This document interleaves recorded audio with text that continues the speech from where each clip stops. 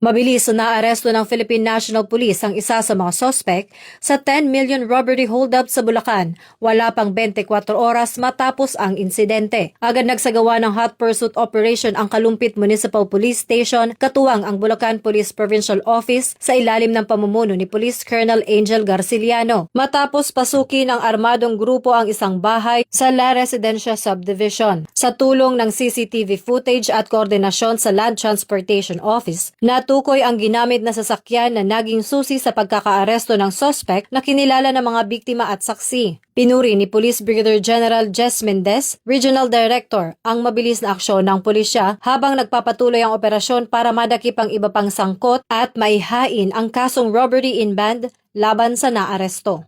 Mula rito sa Campo Crame, ako po si Patrol Woman Sari Bernales, nagbabalita para sa Police News Network. At ito ang bagong PNP para sa bagong Pilipinas, serbisyong mabilis, tapat at nararamdaman.